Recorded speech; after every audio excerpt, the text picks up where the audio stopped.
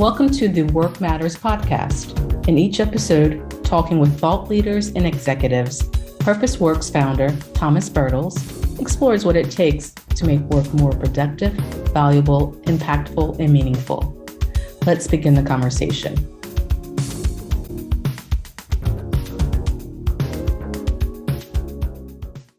Welcome to the Work Matters podcast. My guest today is Laurent Choain. Laurent has a 30-year career in human relations, and he's currently responsible for the people function at Mazars, which is a leading French professional service company. It was actually a global footprint, right? I think it has some 40,000 people in some 90 countries. First of all, welcome to the show. Thank you so much, Thomas. So you spent a vast majority of your professional life in the human relations space, and one topic that we want to talk today about is knowledge worker productivity. As a leader of the people function at Mazars, how do you think about knowledge worker productivity? The first time I really encountered the term, per se, was because I was pretty much interested in Peter Drucker's job and work. Job because he was, for me, not exactly an academic. He was rather a social philosopher, if you want. And I was a very young student at the time, so 1983 or 84. And I read this book called Management Challenges for the 20th Century, something like this. So that was funny because, of course, it was really ahead of his time in many ways, like Peter has always been.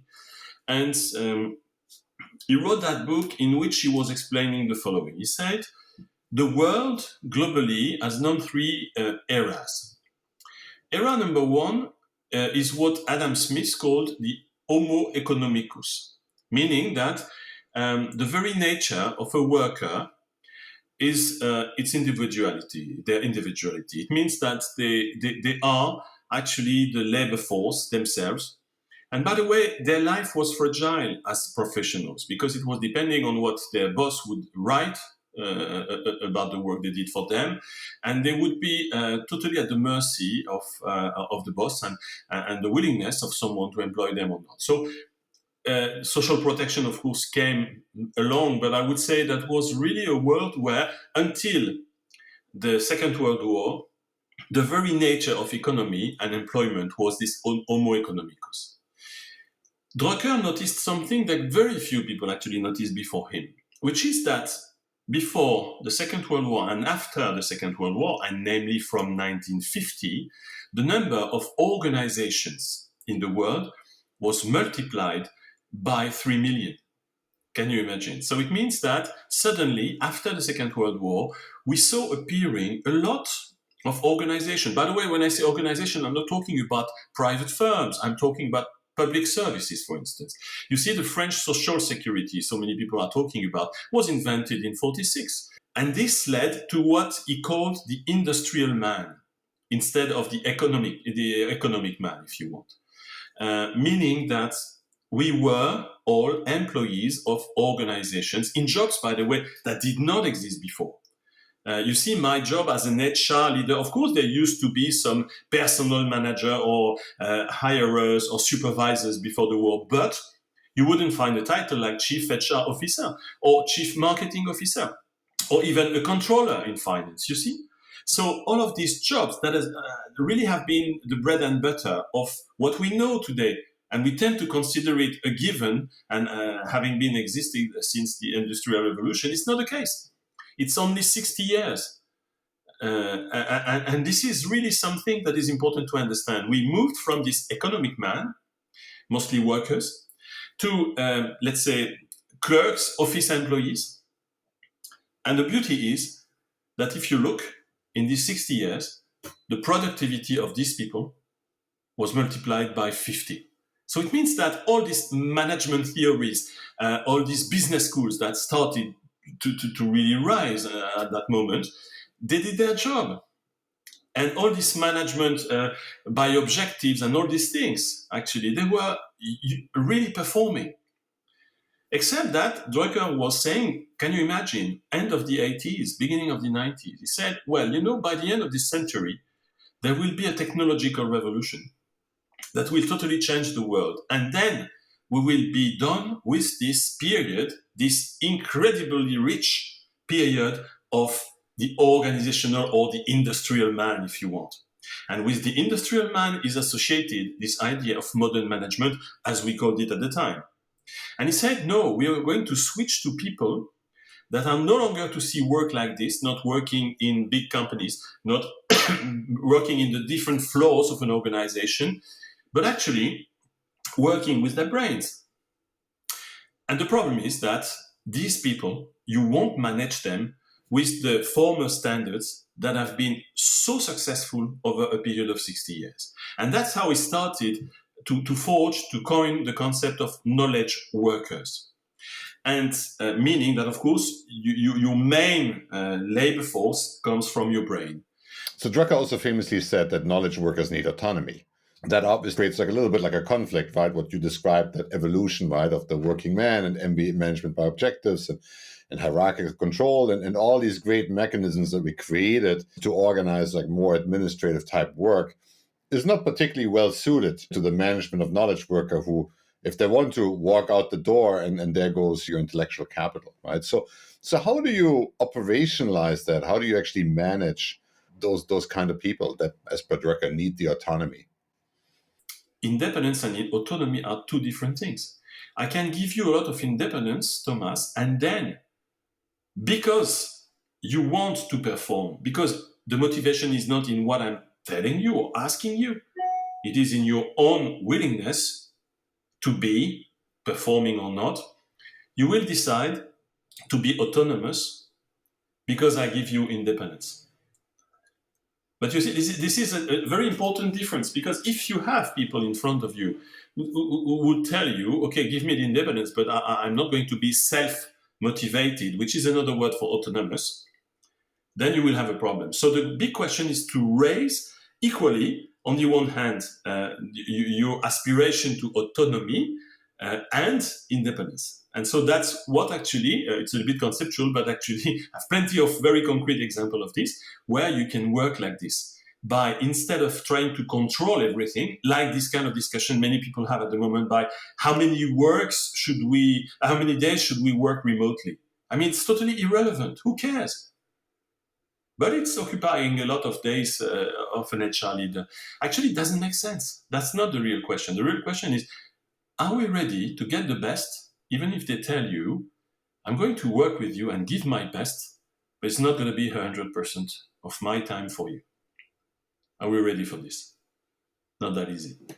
Because this can also refer to some blockage we can have, moral blockage. It can be also human things.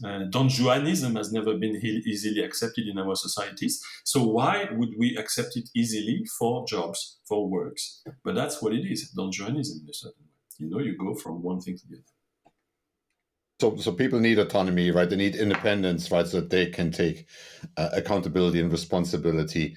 But obviously there got to be, independence can only go so far. Ultimately, right, the organization has to work together. So how do you create like the alignment and the coordination that's necessary?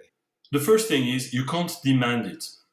You need to create it. You need to ignite it. You need to generate it. So what matters is professional friendship. And to answer your question very concretely, it is not about writing another page on a website, proclaiming values that will be totally denunciated the day after because you're behaving differently because things are more complex.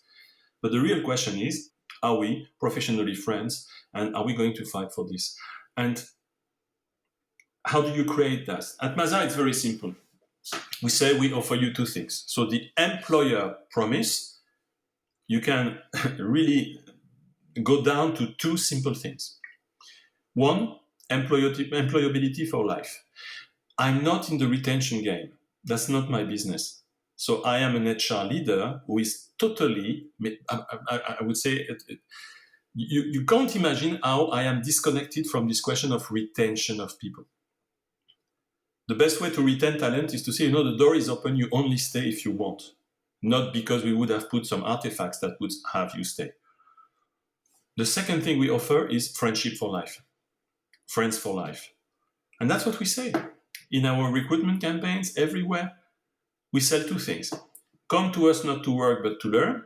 And second, you will make friends for life. What do I mean by this? It's about creating professional friendship. And professional friendship is not about socializing. It's not about having a coffee together. It is about worrying for your career, Thomas. If I would be your professional friend, if at one point in time, I say, yes, I help you, I will give you a hand, I will back you, I will recommend you, I will be there when things are not turning right, I will coach you, for instance.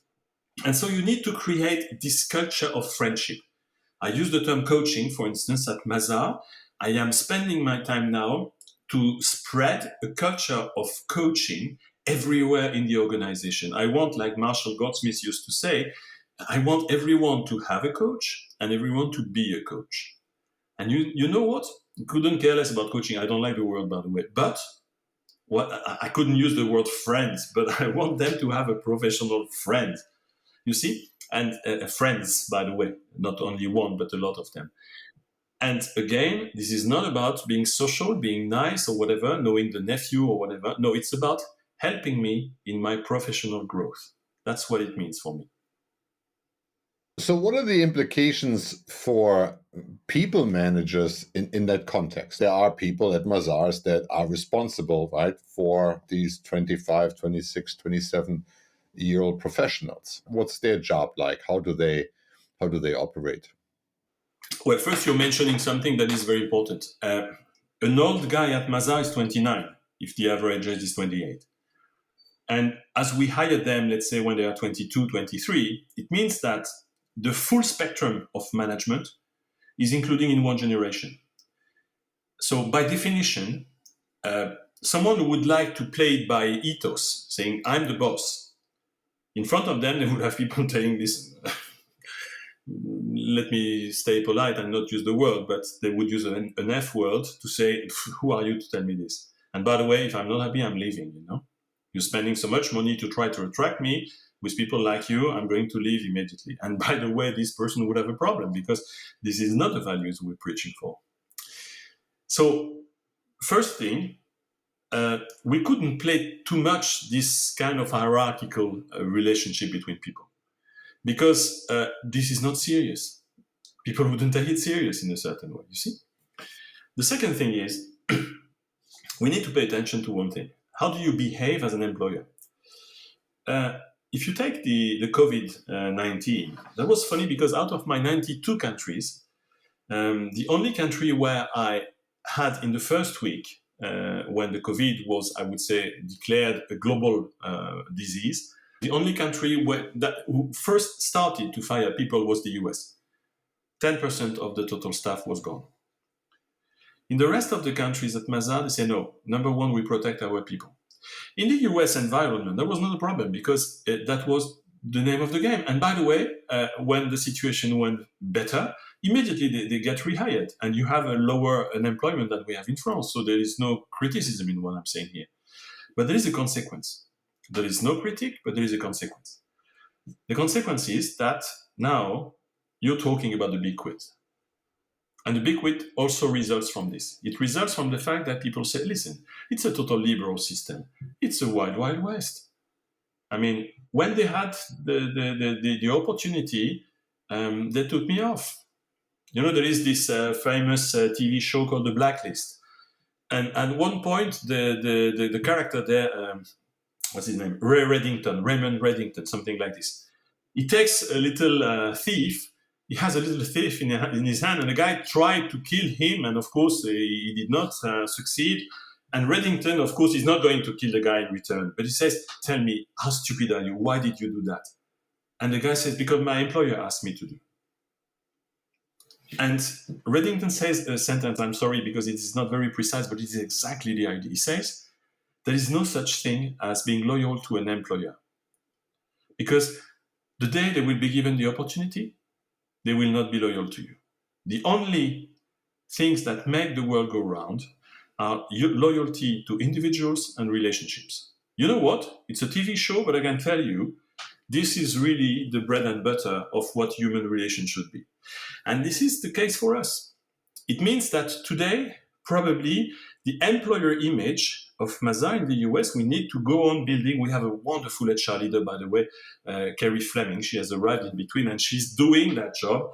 But you need also sometimes to know what are the consequences of decisions. In a very fluid system like in the US, probably it made sense, but today you have this big quit, this great resignation. We have it less in other parts of the world. But one of the reasons is this as well. We said, listen, we are not going to sack you. We're not going to fire you. By the way, it doesn't mean, and stay with us, even if you don't like it afterwards. No, on the top of that, we say, and you know what, if tomorrow you're not happy with us, you don't owe us anything.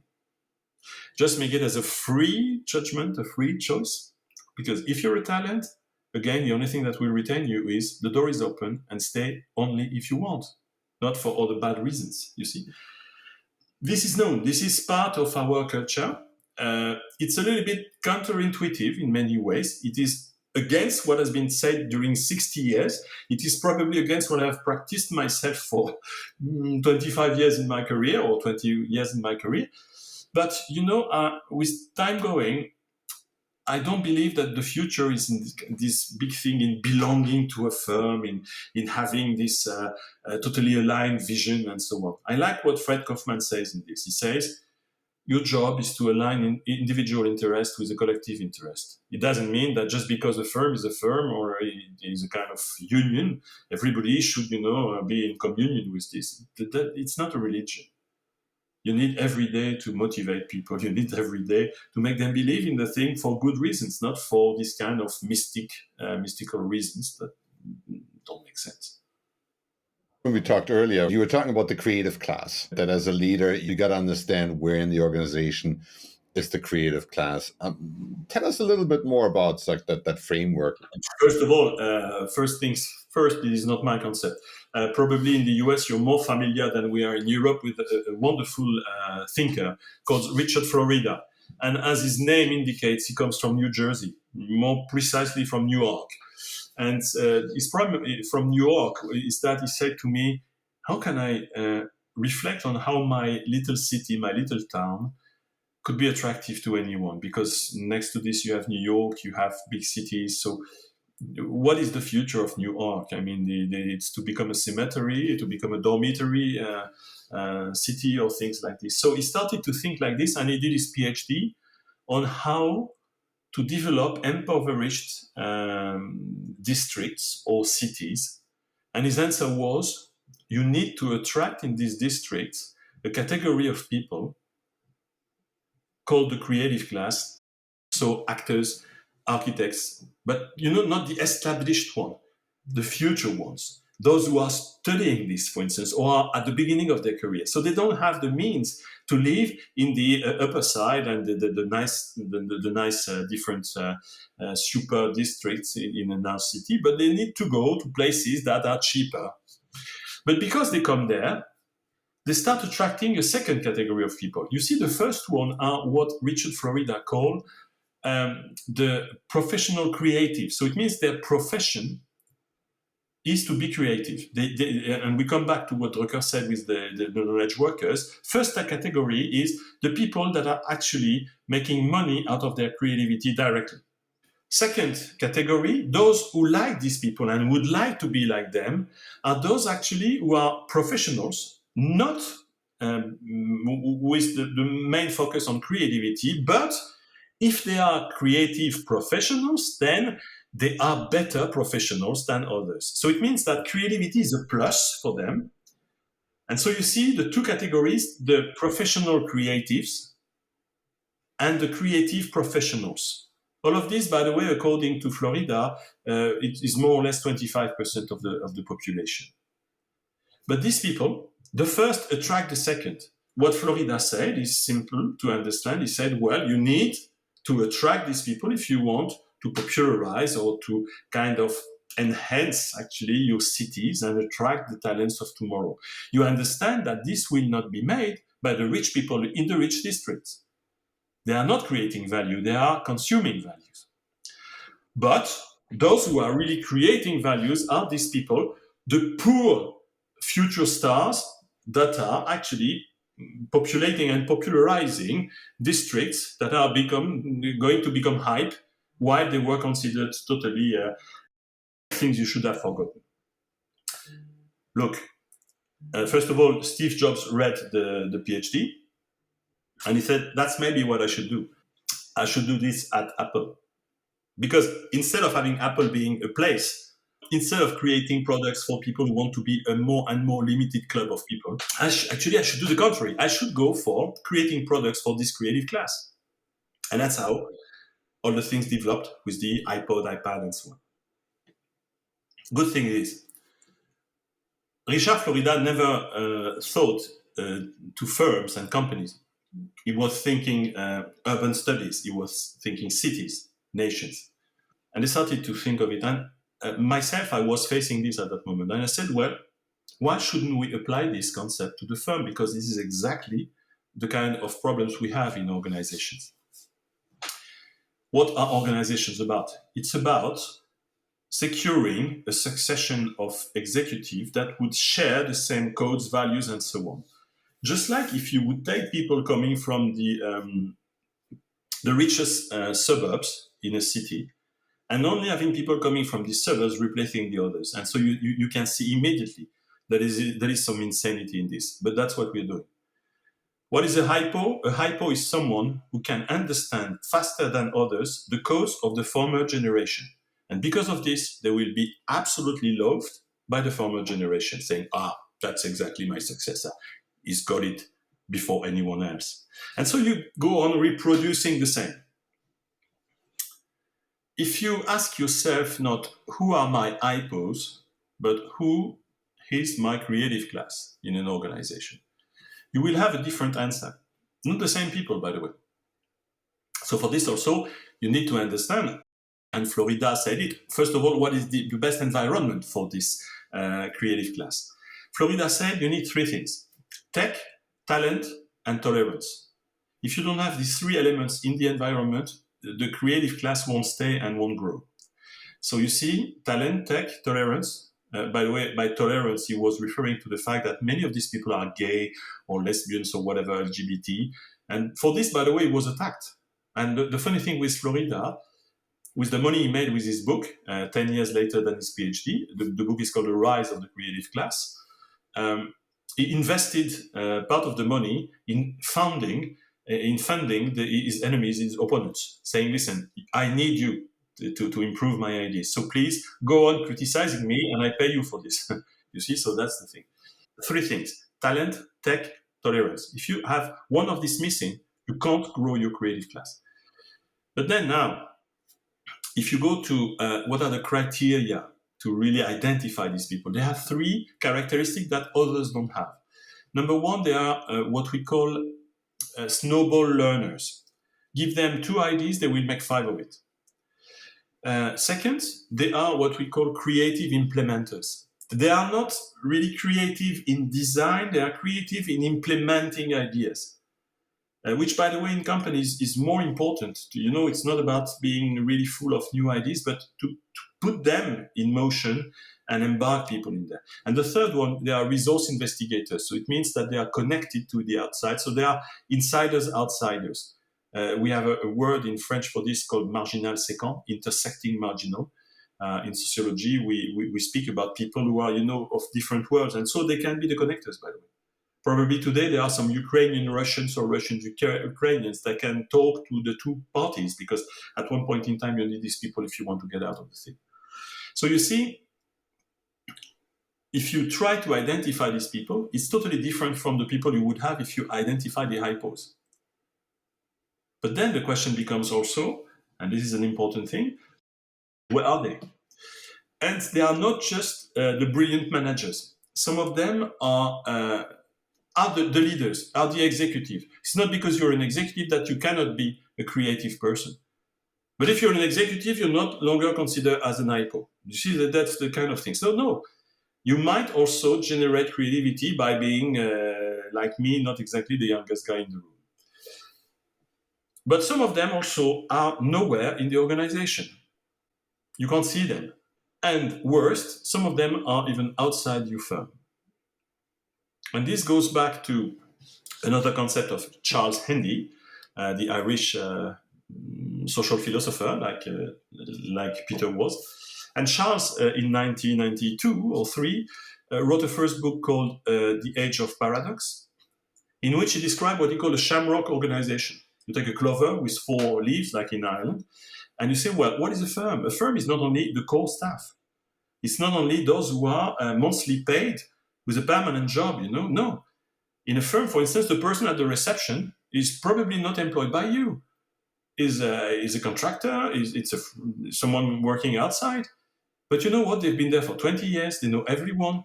Most probably, they have a better connection to everyone in the firm than the HR leader. So you see, there are people, according to Charles, that are also contributing to the firm without being on the full paid staff. And this is what he described in the shamrock organization: freelancers, consultants, contractors, whatever. But in the next book, he said, if firms can organize like this, why would individuals not organize like this? You see, we come back to this idea of independency of knowledge workers, leading to another concept that is very famous now, the slashes. Meaning that if firms can have different forms of employees, me as an employee, I can have maybe different employers. And so that's the way, you see, you can connect the things.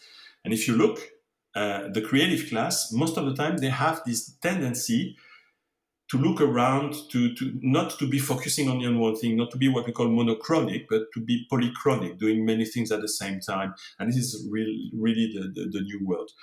By the way, if your employer promises on this, you attract the young people much better than if you just promise to adhere to a firm's adventure that at the end of the day might kill you without knowing you why you spend so much time at work. It kind of like flips like the whole traditional management model upside down, right? Because instead of it's all about the company, join us for this mighty cause. Yes, we have a cause, right? But let's talk about you and what we can do, right, to develop you, right, to make you a better version of yourself. And you see, it's a two-way street. It's let's talk about you, how you can develop yourself, but let's give you a chance to develop others. Because if you don't have this second part of the deal, it's going nowhere.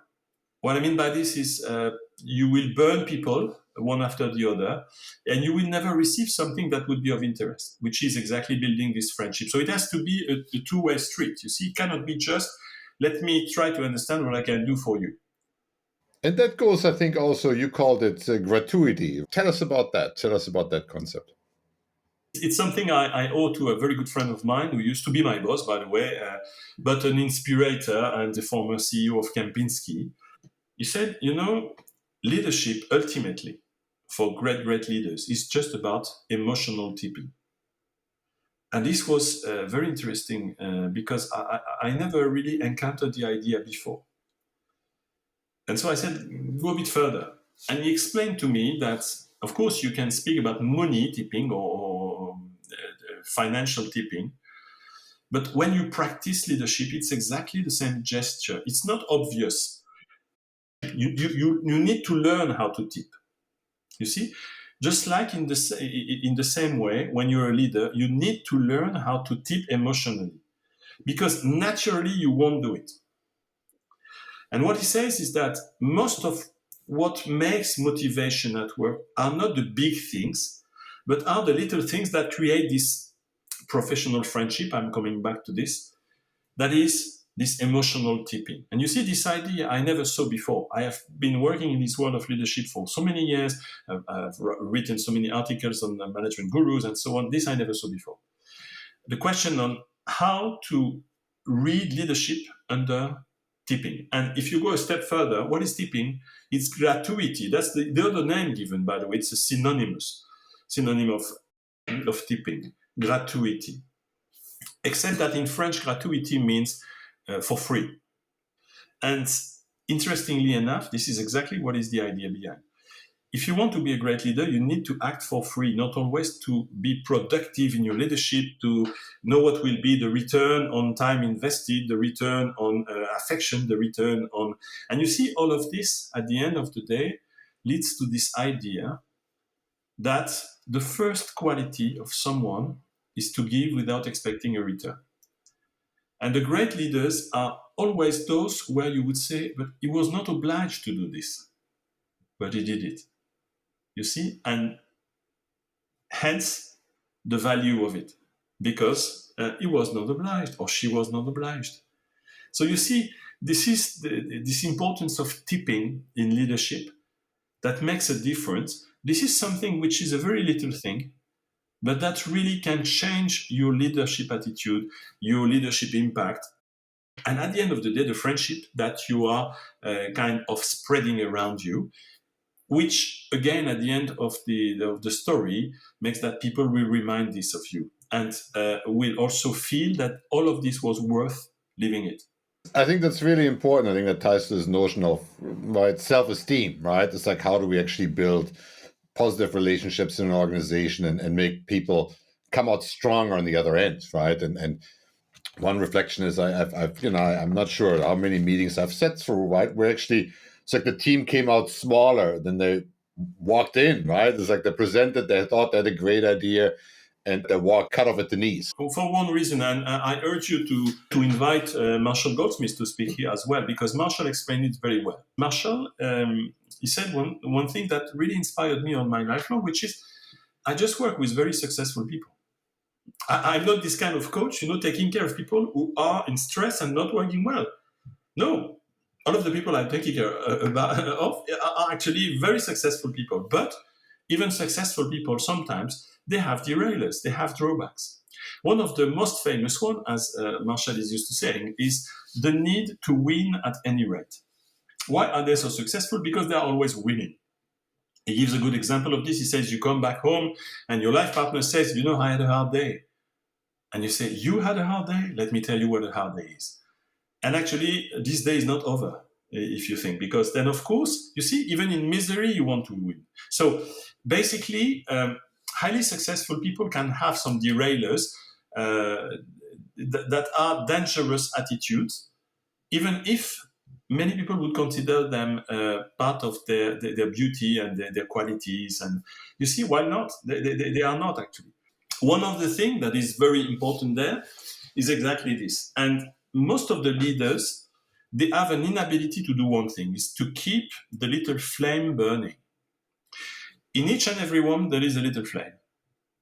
And what you describe when you say, I've been in so many webinars where people went out of the webinars with this little flame shut down, actually, is a reality. And you see, all the thing is, when you have someone in front of you, when you have a group of people in front of you, the only objective you have is to keep the little flame burning. If I have someone on my team who comes to me and says, Laurent, you have an idea. Oh, you have an idea. Okay, what is it? We could do this. And I say, yeah, that's really great. And you know what? If we would do this on top, that would even be better. You see, I want to be the smartest in the room. I think I am adding value. What have I done? I have added 5% of value, and I have withdrawn something like 80% of the motivation of the people to do so. So you see, the problem is at the end that we don't need to be the smartest in the room. And second, many times some people ask me, what is your job as an HR leader? And my simple definition is to increase the self-esteem of people in front of me. And I keep on thinking like this. If what I'm doing, what I'm saying, is decreasing the self-esteem of people, then I should do something else, probably. I think that's a really interesting framework to look through. Whatever option I have to take next, what's the option that preserves the most of the energy that is in the organization? Because that's probably the most precious thing. I mean, if I look at the organizations I work with, they're like every year, there are like thousands of ideas that are being thrown out, but like maybe 3 of them get implemented, maybe 1 of them gets implemented well. And a lot of them just die because there's not enough energy in the organization to do it, because all the decision making gets pulled to the top, right? Everybody can, in the hierarchy, can sit there in judgment and say, to your point, well, have you thought about this? What about this? And suck the life out of it. Passing judgment is the worst thing that can exist in life, not in organization in general, because it's a natural reflex we have. We judge. Look, I work in the professional service industry, which means that we hire people for their professional skepticism. We ask them not to believe in anyone and in anything. The problem becomes when they become managers. Because they can be wonderful professionals for this, but when they become managers, they don't even believe in their teams because they are suspicious. They've been trained for this. So you see, at the end of the day, my job is a little bit schizophrenic because I need to balance these two things. We need to stay very skeptical for professional reason. And we can see today so many scandals that are happening. Fortunately enough, we're probably not big enough to suffer same scandals as our big friends. But, this is a critical moment for the profession. But at the same time, how do you turn superb, skeptical professionals into leaders for good? And you know why I'm saying this? Because my job is about 95% of the people who are fresh grads. So my social responsibility, my CSR, my ESG, whatever, we have a specific dimension that we need to serve, which is we are the first employers of fresh grads that are going to stay less than 10 years with us. And what do they do afterwards? They don't stay and go for the competition. They start populating across all industries in managerial roles. So it means that if we expose them to stupid management models when they are with us, then they will contaminate everyone, all industries, everywhere. So you see, our responsibility is twofold. First, make them exceptional professionals, but at the same time, prepare them to be great managers, modern managers, for the years that they are not going to spend with us. So, what do you put in people's toolbox? What do you equip them with? If you had to pick like one or two things that you try to embed, what would that be? There are many things, but let's say that if we want to focus on one thing, for instance, it's this coaching culture. I would say I couldn't care less about having them become wonderful managers and things like this. Let's say if at least we make them good coaches, it will help them not only with their teams, their future teams, but also in their life, with their clients, with everyone around.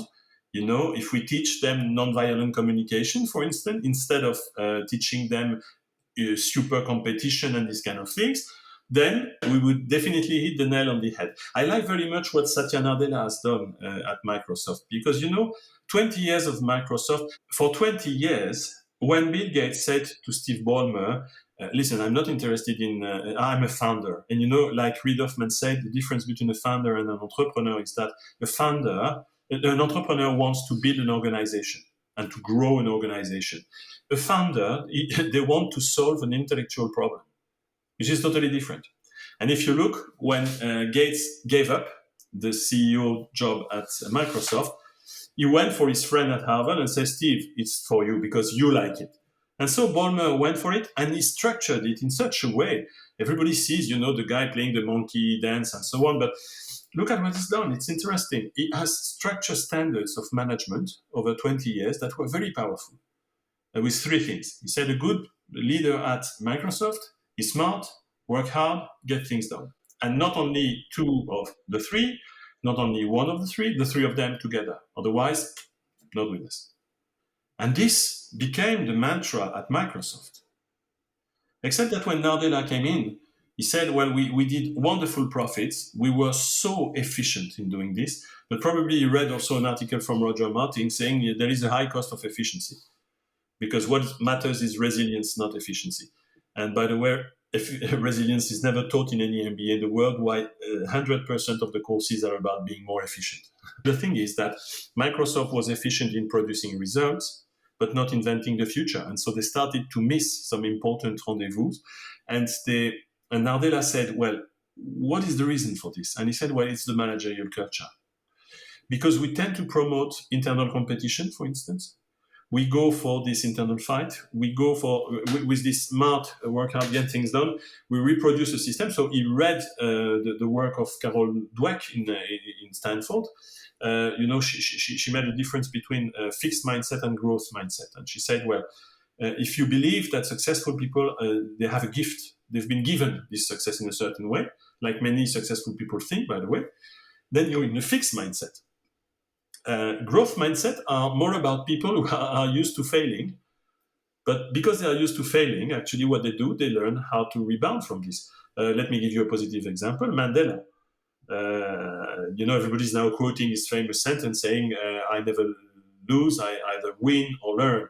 That's the mindset. And so Mandela said, we need to move to this. And listen to what he said. He says, well, we need to go for 3 others than smart, work hard, get things done. And he moved to model, coach, care. Model in the sense of role model. It means that if you preach for work-life balance, but yourself, you're a model of non-work-life balance, the exemplarity is not there, it doesn't mean anything. You see, coach, don't need to explain, I've been explaining this extensively, and care, which is showing true care to people, and that's again the emotional tipping. You see, that's where we go. I think it's super fascinating, right? Because I 100% agree with you, but I also see every day organizations that say all these wonderful things. Servant leadership, unbossing, right? Name it whatever you do, right? But then the reality of it is we're cutting 10% of this. We got to make the quarterly earnings. Senior leaders are also under a lot of pressures and have a lot of different stakeholders to face, not just the ones further down in the organization. But I'm really curious what Satya has done at Microsoft, whether that's a little bit the luxury of the very successful organization. You're absolutely right, Thomas. I agree with you. And Microsoft was not about to bankrupt, but Best Buy was. If you take an example, that is not an example of a highly successful company that was going nowhere, totally south. And when Uber took over, actually, he did more or less the same, not with the same references to Carol Dweck and so on, but he went for this Marshall Goldsmith experience, and he started to become a proselyte of this coaching attitude and turning people into coach. What you ask for a question leads to an ethical positioning of the leader. It means you're absolutely right. If there is one interesting question you can ask to any leader, is the following. Is your organization developing, destroying, or having absolutely no influence on the self-esteem of the people inside? And you know what? The same organization normally should answer the 3 of them, sir. Because, of course, it's never 100%. I can tell you at Mazars, I know situations where Mazars is developing the self-esteem of people, having no impact, and sometimes destroying. But then the question becomes, okay, what do you do when you observe and you see and you spot that you're destroying the self-esteem of people? Do you correct it, or do you just close the eyes and look somewhere else? And this is where leadership is an individual adventure. It is an individual statement you make to know whether you're going to accept it or not. And that's where I come back to what I said. I'm living this at the moment, for instance, and sometimes it's a difficult decision. Because even, for instance, when you have to deal with an asshole, a jerk in an organization, this 100-person jerk-free organization, okay, how do you deal with this once you've spotted the guy? Do you behave yourself like a jerk with the jerk? It's complex, because immediately you would summon the guy and kill the guy. Boom. Doesn't make sense. A very good example I'd like to give on this, I'm not going to take a Mazars example in this, but I have plenty of them. It's Jeff Winner, the former CEO of LinkedIn. Jeff wants, and I'm sorry because it has been a long time since we met, but he told me that story, and I don't remember all the details, but I had the same story told, on the other hand, by the guy who lived it. A French guy was the most performing salesperson in Europe. And there was the position of VP Europe to be attributed. And once this French guy received a little note by Jeff saying, can you pass by and come to California? And I paid a ticket, take a first-class ticket, and come and see me. And the guy, of course, that was for him his nomination ticket, so he said go. Took his flight, landed in San Francisco, and then he went to the headquarters at the time near Google. And then Jeff welcomed him and said, Pierre, I don't know whether it was Pierre or not, but who cares? It's not the right name. And Jeff said, Pierre, I'm not going to appoint you to the position. You're the best performer, but at the same time, you're killing the teams. So I'm going to name, I don't remember the name of the guy, an Italian guy, so let's say Gianni, for instance. And the Gianni in question was one of the poorest performers in the organization. And of course, we said, but Jeff, Gianni, he doesn't. Yes, but everybody likes him. And what I need at the moment is also someone that can do this. But if I had you come here in first class, it's not to tell you that it's the end of the adventure. It's to make sure that you would understand when I'm doing this, what I mean, what I need from you. And actually, so if you want, what you can do to go in that direction. And you see, many people would have treated Pierre by saying, listen, Pierre, you're simply a jerk. First of all, many people would have promoted Pierre, saying, we close the eye on the fact you're a jerk. Who cares? You're providing me with the money. The rest doesn't matter.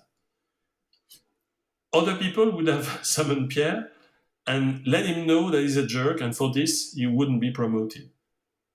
But what Jeff did was to say, listen, I need to apply to myself, and probably there was some Fred Kaufman's advice behind it. And he said, well, listen, if I behave myself like what I'm going to reproach the guy now, it doesn't make sense. You see, so this story of model is there too. So that's the complexity of the thing. Every day in our job, we're facing these kind of situations. So that's why it has to be a personal statement. That's why I was saying it's an ethical point. It's not an organizational decision, you see. No, and I love what you're saying, because it also helps a lot, because the world is not just senior, the CEO and the workers at the bottom. What I find really interesting is all the people that live in the middle management, their degrees of freedom to do anything. Because on the one side, you got the expectations from the people further down that actually do the work. And then you also have the expectations from senior leadership to drive results. And I find it really interesting that group actually probably gets the most pressure in an organization. Pressure builds up at the bottom. And these situations that you describe where you run into a jerk, right? That oftentimes happens, I think, at the peer level, right? Where you say, well, I'm trying to have a positive impact here and drive this project, and this jerk and this functional fiefdom, right, doesn't want to play. And so the reality is, right, you have to work through those situations. And I like your point about that's really ultimately where you take a leadership role, that you have to make a decision how you're going to approach that topic. Some people say you have to be consistent, but consistent doesn't mean anything. It means what? It means being in 70% maybe of the cases consistent with what you are. But no one is really 100% consistent. This I have never met. So it's more a question of being human. In France, we had Albert Camus, a very famous author, who explained this. We remain human people, and so it means also consistency is a question of relative level. It's not something that is this 100% thing that only people that believe what they tell themselves are like this. By the way, they become mad very rapidly. So, it's very interesting. Let me finish with this anecdote for you, Thomas. We have a French designer called Philippe Starck, but he's now known worldwide. He's done this yacht for Steve Jobs and things like this. And Philippe once was asked to go and try to save a company called Baccarat. They were famous crystal and glass manufacturers. And of course, all what they do is like jewels. It's really nice, but the company was heading to bankruptcy. And the CEO of Baccarat once asked Philippe to try to help, and he said, give me 2 days in the factory.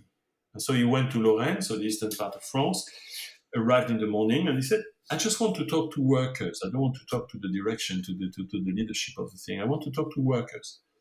And then he started to discuss with workers, and he said, what is the most beautiful crystal in the world? And they said, black crystal. He said, okay, are you doing this? And they said, no longer. Because it's very hard to work, and there is always a default somewhere. And so when we did it, the controllers, They always rejected the product. And so the cost of production of one perfect piece was so high that nobody would buy it. A glass for 6,000, doesn't make sense. Then he spent time with the controllers. And they all told Stark the same story. They said, no, there is always a default. And so Stark said, do you still have some pieces of them with a default?